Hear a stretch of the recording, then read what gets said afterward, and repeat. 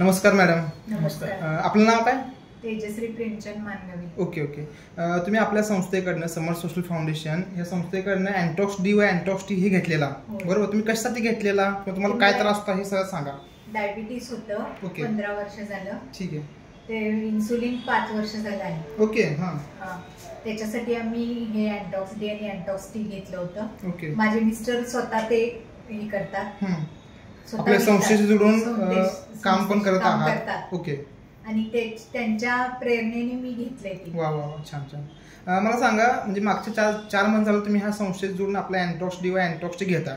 4 महिने अगोदर तुमची शुगर किती असायची? शुगर 350 जेवल्यानंतर असायची. ओके. आणि 280 जेवायच्या आधी, म्हणजे उपाशी पोटी 280 आणि जेवणानंतर 350 प्लस असायची, ते पण इन्सुलिन घेऊन. तुमचे इन्सुलिनचे युनिट किती असायचे? सकाळी 30 युनिट आणि संध्याकाळी 25 युनिट. सकाळी 30 युनिट आणि संध्याकाळी 25 युनिट. Okay okay. त्याच्याबरोबर ग्लायकोमेट G240 घेत होते. गोळी पण घेत होता, टॅबलेट पण चालू होती.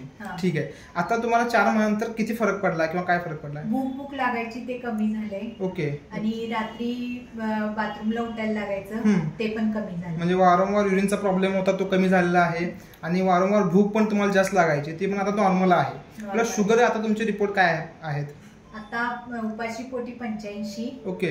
आणि जेवल्यानंतर 128. वा वा वा, खूप छान. म्हणजे जी 280 होती जेवायच्या अगोदर ती आता तुमची 80च्या रेंजमध्ये आलेली आहे. आणि जी 350 प्लस होती ती 128च्या रेंजमध्ये आलेली आहे. तर जबरदस्त तुम्हाला रिझल्ट मिळालेला आहे. तर तुम्ही आपल्या अँटॉक्स डी व अँटॉक्स टी मध्ये समाधानी आहात? समाधानी. 100%. चालेल, काय हरकत नाही.